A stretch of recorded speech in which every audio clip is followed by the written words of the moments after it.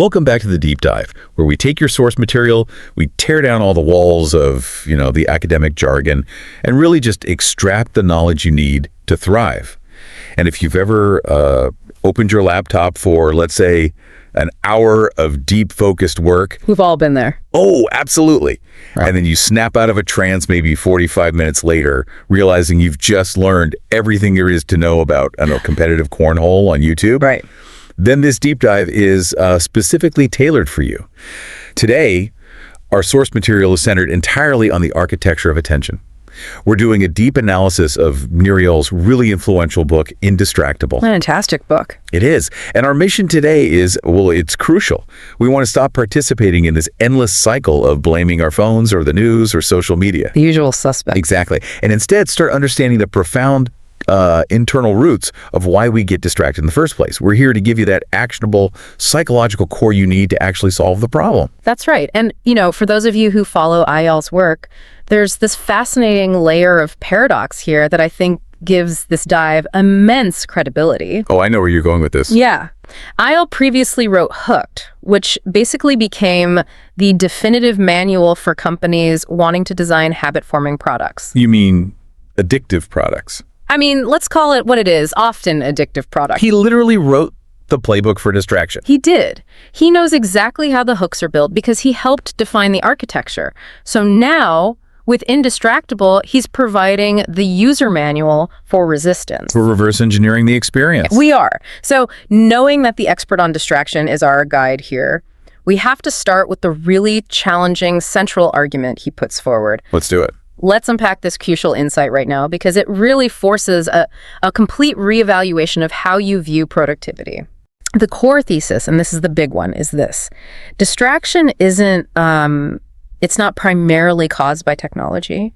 Your smartphone, your social media feed, the constant pings, those aren't the cause. They're not the villain.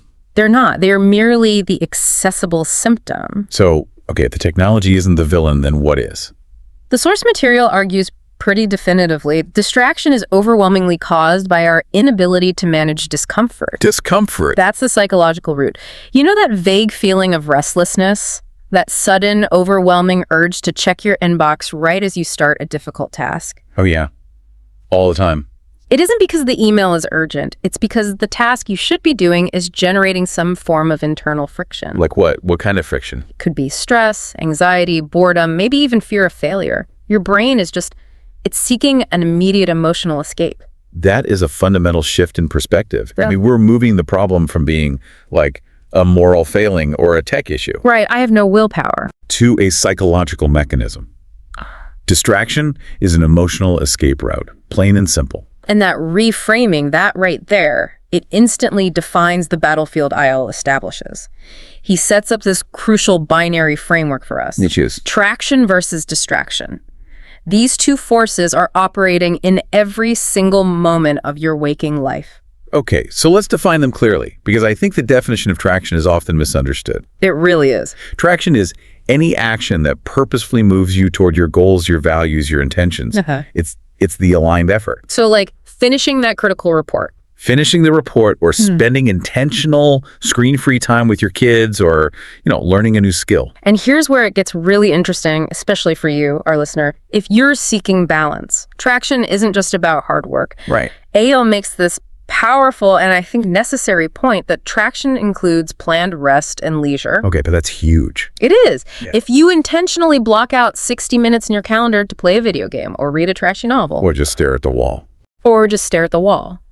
That activity, that leisure time, is considered traction because it aligns with your pre-established intention and values for rest and recuperation. That distinction is so key. So if I'm scrolling through Instagram, but my calendar says 8:00 p.m. is, intentional wind down time, device permitted, then that's traction. That is traction. But if I'm scrolling through Instagram at 10:00 a.m., when my calendar says draft quarterly strategy document, that exact same activity is a distraction. Yes, because it's pulling you away from your pre-committed intention. Right. And so distraction is everything else, is any action that pulls you away from those goals and intentions, and it's typically triggered by that internal discomfort we just talked about. So the aimless browsing, the multitasking when you're supposed to be focused. The procrastination spiral that's fueled by, the need to escape an uncomfortable feeling. So the core lesson of this whole intro is that intentionality is really the only metric that matters.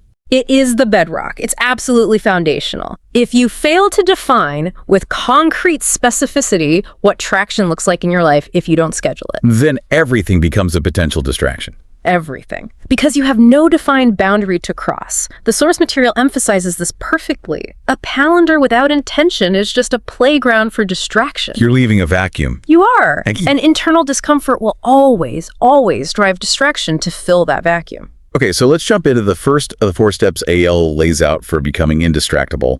He calls it mastering internal triggers. Right. We've established that the root problem is this internal discomfort. So where do we even begin the psychological work on that? Well, the work starts by turning inward and becoming a meticulous observer of yourself. These internal triggers, they are the original source of the friction. And they're not glamorous. Not at all. We're talking about uncomfortable emotions like boredom, the stress of a looming deadline, anxiety about your performance, loneliness, or just that sheer cognitive frustration when a task is really difficult. Right. These feelings, they are the engine room that kicks off the whole procrastination mechanism. So let's ground this in a specific relatable scenario. Let's say I'm a student trying to write a complex research paper. Okay. I hit a section where I need to synthesize, 3 conflicting data sets. I feel a heavy sigh, a flicker of inadequacy, maybe a stiffness in my shoulders. That physical and emotional reaction, is that the internal trigger? Absolutely. The internal friction, that sudden urge to just check out. That is the trigger that makes you reach for the nearest, most rewarding, most accessible escape route. The phone. Usually the phone. So distraction isn't the cause, it's the instantaneous mechanism for escaping that fleeting, uncomfortable mental and physical moment. This kind of sounds like a fundamental flaw in the human operating system, though. Yeah. I mean, if my brain is designed to avoid pain and seek pleasure, how do I force myself to just sit in the discomfort of crunching those numbers? And Eel's insight here is, I think, profound. It forces us to reframe our approach entirely. We spend so much time on time management, Right. Using apps and to-do lists, Right. when in reality, time management is actually pain management. Wow. Say that again? Time management is pain management. We are not failing because our to-do list is wrong. We are failing because we avoid the uncomfortable tasks, the ones that require heavy cognitive lifting or generate anxiety, and we seek immediate relief through easy distraction. That's a really powerful reframing. And it speaks to a deep psychological truth. If I approach a project thinking, this is going to be painful, my brain is naturally going to try to pivot to anything that offers a quick dopamine hit or even just like neutral numbness. Exactly. And so the required technique to counter this impulse is mindfulness, but not in the sort of vague sense of meditation. Not lighting a candle. No, not necessarily. It's in the sense of acute awareness. The goal isn't to eliminate the uncomfortable feelings. That's a fool's errand. You can't. The goal is to notice the uncomfortable emotions as they arise, recognize them as an internal trigger, and crucially, create a gap between that feeling and your subsequent response. A gap.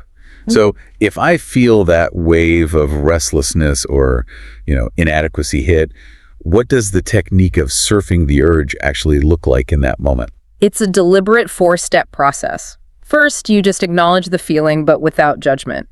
There's my boredom, or there's my anxiety. Just naming it. Just naming it. Second, you get curious about the physical sensation. Where are you feeling it? Is it a tightening in your chest? A jittery hand? Okay, so you observe it. You observe it. And third, this is the hardest part. Allow the sensation to exist without acting on it. You are mentally riding the wave of discomfort until it naturally peaks and then subsides. So we're treating the urge itself like a temporary neurological signal rather than a command that we have to obey. Precisely. And I'll suggest some simple but really effective tactics for this. When the urge hits, instead of reaching for your phone, try writing down the internal trigger. Like on a notepad. On a notepad right next to you, I feel overwhelmed by this spreadsheet. And then physically wait 10 minutes. Set a timer. You're pre-committing to not moving for that 10 minutes. And what does that do?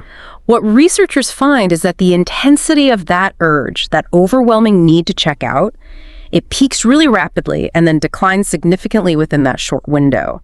By just waiting, you win back control. So instead of trying to suppress the feeling, which, often backfires and makes it strong. Always backfires. We just acknowledge it. There's my anxiety about this presentation. And then you allow the emotion to pass without letting the behavior follow. You're recognizing the signal without responding to the alarm. That's a great way to put it. And this is foundational. I mean, it's absolutely critical because it connects directly back to what we can call key lesson 1. If you don't understand the specific texture of your discomfort, the true internal motivation for your escape behaviors, you will always seek distraction. Mastering the inner game means intentionally creating that gap between the stimulus, which is the discomfort, and the response, which is the distraction. This ensures your actions are driven by conscious intent, not subconscious emotional avoidance. It's the hardest part of the system, I'm guessing. It is, but without it, the other 3 steps are basically built on sand. Okay, so once we've developed that internal awareness, that ability to surf the urge instead of immediately running from it, we can transition to the proactive phase of the IOL system. Yes. This is step 2, make time for traction.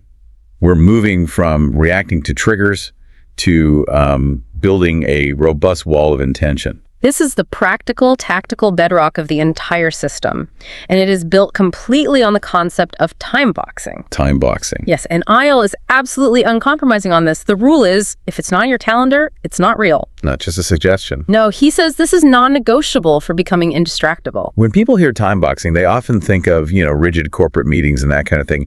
But the scope here is much broader, isn't it? Oh, much broader. It means detailing what needs to be scheduled across the entire spectrum of your life. The whole thing. The whole thing. You must schedule every minute that you intend to spend on a goal. Not just time for deep, complex work, but also specific, contained time for low-leverage tasks. Like responding to emails. Responding to emails, internal comms on Slack or Teams, making phone calls, and crucially, going back to our earlier point, time for family, time for social life, time for self-care, and time for rest. So you're transforming this random stream of obligations into clear, defined intentions. That's the goal. So if I block out 3:00 to 4:00 p.m. on Tuesday for email processing, then anything, even another work-related task that pulls me away from that specific inbox task during that hour is by definition a distraction. Exactly. The intention defines the boundary. And anything that crosses that boundary is a transgression against your own plan. Right. And this is the strategic genius of time boxing. It's not just about getting things done. It forces you, the listener, to confront your values.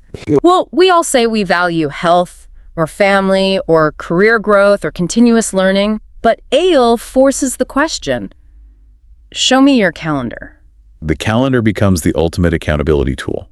It doesn't lie. It does not. If I claim I value learning and professional growth, but I scroll back through the last 2 weeks and there's not a single block of time for reading industry research or taking an online course. Then you are implicitly stating that you don't actually value it enough to make time for it. Wow. It brings painful but necessary clarity to your actions. One of AIL's guiding principles is that knowing your values brings clarity.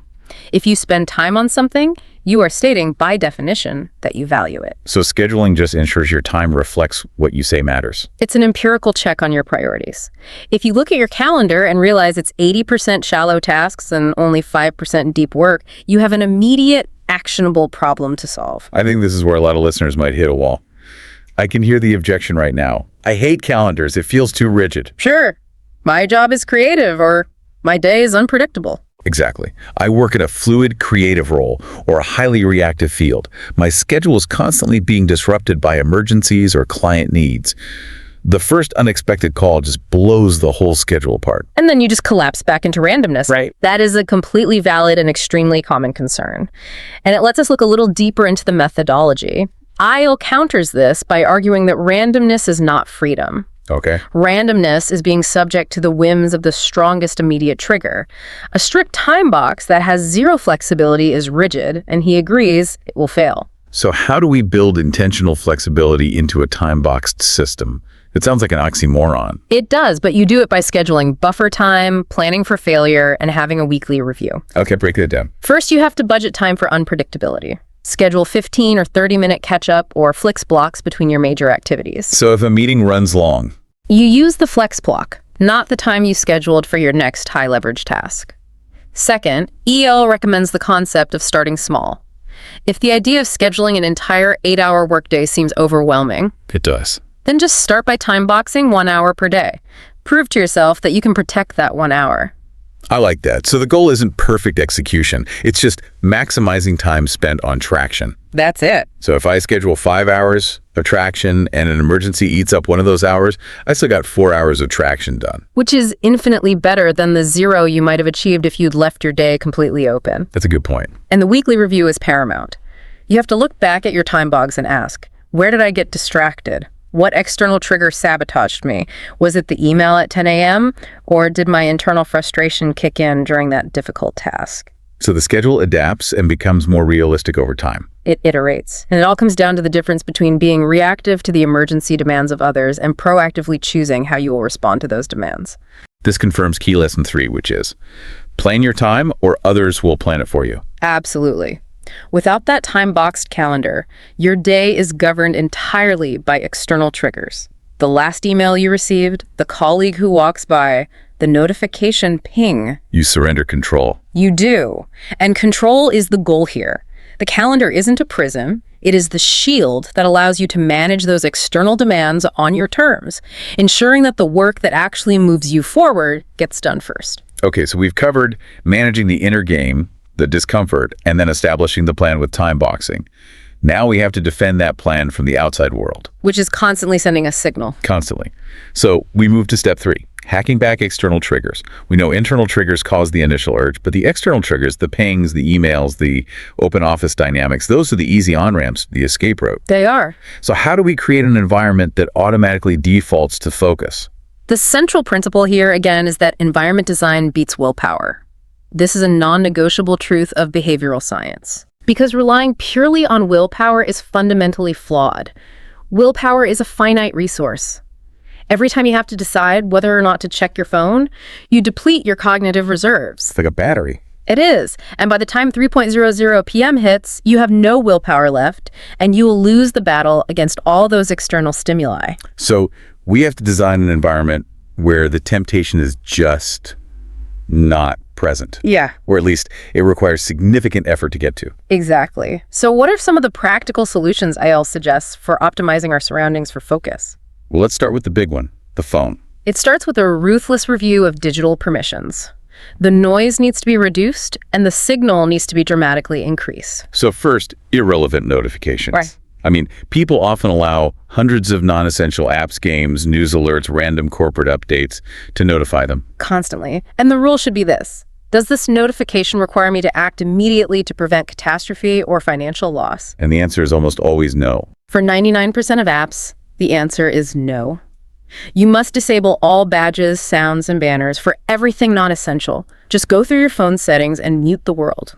I've also heard of using the phone's grayscale mode during work hours. Oh, that's a great one. It makes the interface visually boring and therefore less rewarding. The colorful icons are designed to grab your attention. Grayscale removes that reward mechanism. It's a really smart hack. Second, using Do Not Disturb mode strategically. This is not just for sleeping. Right. You should use it religiously during those time-boxed deep work sessions. Many systems even let you set auto-reply so people know you're indisposed, which manages their expectations while you protect your focus. Third, and this is vital for the modern distributed workplace, setting boundaries at work. How do we handle the tyranny of communication tools like Slack and Teams? You time-box your communication. You treat Slack like it's email. Don't leave the client open and visible all day. So you schedule it. You schedule a specific time slot, say 11:00 a.m. and 3:00 p.m. to deal with messages. Outside of those times, you close the application completely or use a dedicated website blocker. You used to train your colleagues. You do. You have to train them that you are responsive but not instantly available. And for a physical office space, use visual cues. Wearing noise-canceling headphones is a universally recognized signal that says, I am currently indistractable and unavailable for quick chats. The goal here is making the distracting action harder to perform than the traction-driving action, which brings us to another key lesson. Yes. The analysis of effectiveness here is key. It's about creating small frictions that create big changes. That's one of the most powerful lessons in this dive. It's so true. The impulsive urge to check a distracting source is often momentary. It's a flash of internal discomfort or curiosity that lasts maybe 5 to 10 seconds. Just a flicker. It's just a flicker. And if you can introduce even a small amount of friction, a little speed bump that extends the process of distraction past that initial impulse window, the urge often just dissipates without you acting on it. Okay, explain that mechanism in action. What are some specific small frictions we can deploy today? Simple physical inconvenience is highly effective. Place your phone in a totally different room, preferably out of earshot. Because you have to physically get up. You have to physically get up, walk, and retrieve it. That delay, that small amount of physical effort, is often enough to break the impulse. What about for websites? You can use website blockers that require you to perform a tedious task to disable them, like logging in, answering a security question, or even typing a 20-character phrase. That delay makes the escape way less attractive than just sitting down and doing the hard work. We're essentially automating our focus habits so we don't have to rely on a depleted resource like willpower. Precisely. And once we've managed the internal urges and hacked our environment, Ayal introduces the final and I think fascinating step. This is ensuring that our future weaker self doesn't sabotage the progress we've made. This is step 4. Preventing distraction with packs. Packs. That sounds very formal. Are they basically commitment devices? Yes, that's exactly what they are. Packs are methods designed to make your future self stronger by pre-committing to traction. They rely on making the cost of distraction substantially higher than the cost of simply doing the work. And AL details 3 types. 3 types, yes, and each one targets a different psychological lever. Okay, so let's look at the first one. Effort packs. These sound like the advanced, maybe even the nuclear option of friction. They kind of are. Effort packs involve adding significant physical or technological friction before a distraction, and the key here is often involving a third party. An accountability partner. Exactly. For example, you use specialized website blockers that require an accountability partner, a friend, a spouse, a colleague to physically enter a code to unlock the distracting site. So it makes the escape so tedious or inconvenient. Or embarrassing. Or embarrassing that you just won't bother. The mere thought of having to explain yourself to someone else is often enough to stop the impulsive action. Then you have price packs. These attach monetary consequences to distraction. And this taps into the powerful psychological motivator of loss aversion. Which behavioral science tells us is far stronger than the motivation to gain something. Much stronger. So this is where you put your money where your time box is. You publicly commit a specific sum of money to a friend, or maybe you use a dedicated service that manages these packs. And if you fail to complete your time box task, they get to keep the money. Or, and this is even more motivating, it gets donated to a charity or a political cause you actively despise. Oh, that's good. The anticipated financial and emotional pain of losing that money far outweighs the fleeting pleasure of distraction. And finally, the most powerful of all, the identity packs. This is where we shift our self-image by proactively calling ourselves indistractable. This is the deep dive into identity psychology, and it's arguably the most potent tool in the entire system. Why is that? Well, if you consistently define yourself by a negative identity, I am a terrible procrastinator, or I am always late, you unconsciously allow behaviors that support that negative narrative. Because our brain seeks consistency. If I believe I am a distracted person, then failing to focus actually reinforces my internal narrative, which is, in a weird way, comforting. It is weirdly comforting, but if you deliberately redefine yourself internally and maybe even externally as someone who is indistractable, your immediate decisions naturally start aligning with that core belief. So key lesson 4 is profound. Identity shapes behavior. It really is. I move from the internal dialogue of, I shouldn't check my phone, but I feel compelled, which is a draining battle of willpower, right, to simply thinking, I don't check my phone during this time because I am an indistractable person. The action becomes automatic. It aligns with your self-perception. You're no longer fighting the current. You are sailing with the current of your established identity. This is a deep alignment of self-perception and behavioral execution. Making it the strongest motivator EL identifies. By far. It turns the resistance into a feature of your character, not just a temporary exertion of willpower. Okay, we've broken down the entire 4-step framework. Internal triggers, traction planning, external hacks, and commitment packs.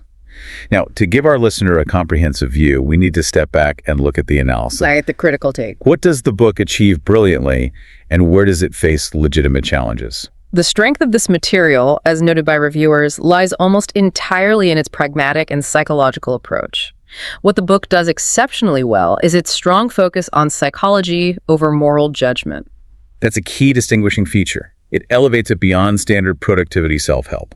EL avoids the typical finger-wagging and the doom and gloom pronouncements that technology is inherently evil. He does. Instead, he explains distraction entirely through behavioral science. Yeah. He provides this non-judgmental framework for understanding why we feel the internal need to escape. It also offers an incredibly practical step-by-step system. Right.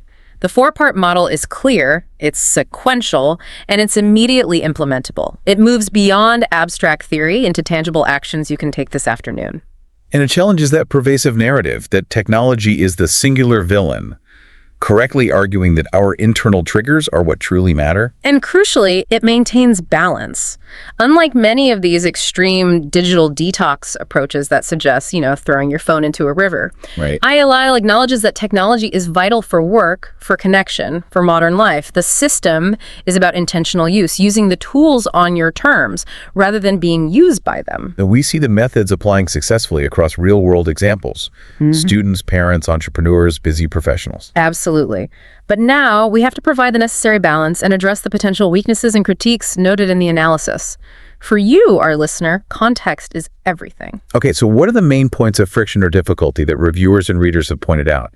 First, the system requires significant initial effort and self-discipline to maintain, while Ale states that environment design beats willpower. You need willpower to design the environment. Exactly. The initial act of setting up the environment, writing the schedule, and learning to surf the urge is emotionally taxing.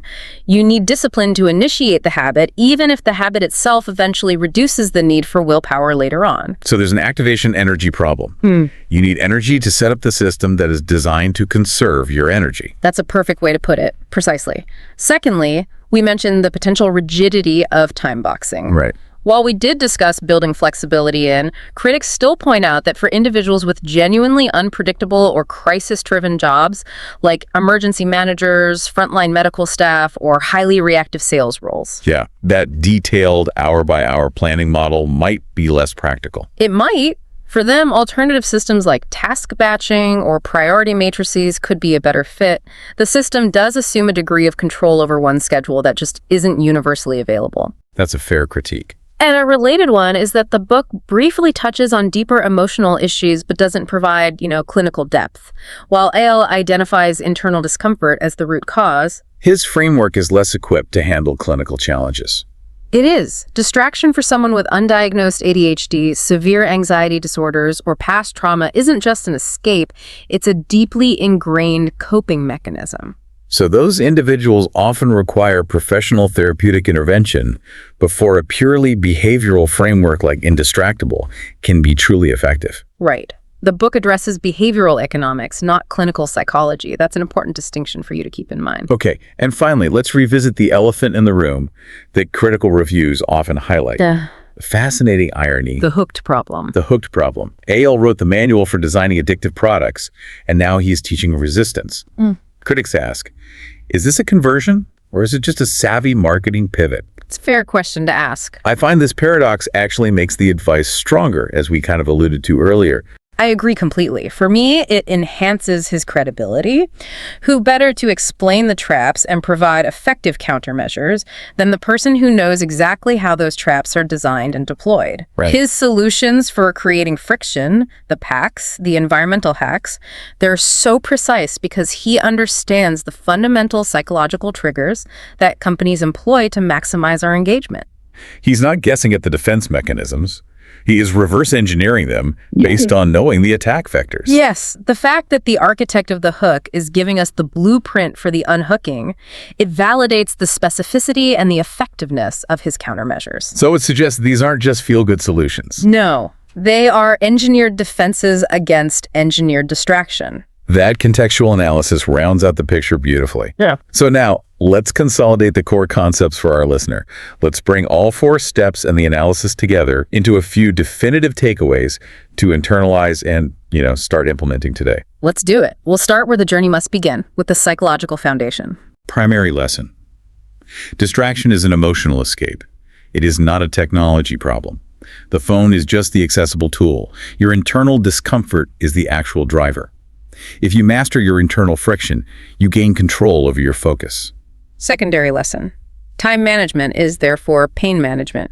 You have to learn to notice and surf the urge, allowing that discomfort to exist without immediately responding with an escape behavior. Third, planning your time is non-negotiable. Time boxing means you are proactive, not reactive. You decide what's important before the pressure of the moment hits, and you schedule time for work, for family, and for rest. Fourth, identity shapes behavior. The act of calling yourself indistractable is the highest leverage tool in the whole arsenal because it leverages your self-perception to automate alignment with your goals. And fifth, environment design beats willpower. Build small, deliberate frictions into your life. Remove the triggers and the easy escape routes, and you reduce the need to expend your finite willpower automatically. Given the comprehensive nature of this four-part system, the framework is incredibly highly recommended for students, remote workers, entrepreneurs, and really anyone currently overwhelmed by the constant digital demands of modern life. It really is a strategic toolkit for reclaiming sovereignty over your mind and your schedule. It is. And the ultimate application here, if you connect the themes back to your immediate life, is profound. Mastering discomfort leads directly to mastering focus. You stop running from the hard parts of life, you stop feeling guilty about your leisure time, and you start using your time intentionally rather than impulsively. This dive offers a clear, actionable path to cognitive and temporal autonomy. A perfect note to wrap up this deep dive. As you go about implementing these 4 steps, especially step 4, creating those identity packs, we want to leave you with one final provocative thought to mull over as you transition back to your day. If the identity pact is the strongest tool for change, the act of calling yourself indistractable and letting your behavior align with that future self, what past self-image or limiting identity are you currently holding on to that is secretly fueling your need to escape via distraction? Are you still carrying the narrative of the procrastinator or the easily overwhelmed one? How do you consciously update that core narrative? And what space does that fundamental identity shift free up in your calendar for true, unencumbered traction? Think about that narrative shift. We'll see you next time on The Deep Dive.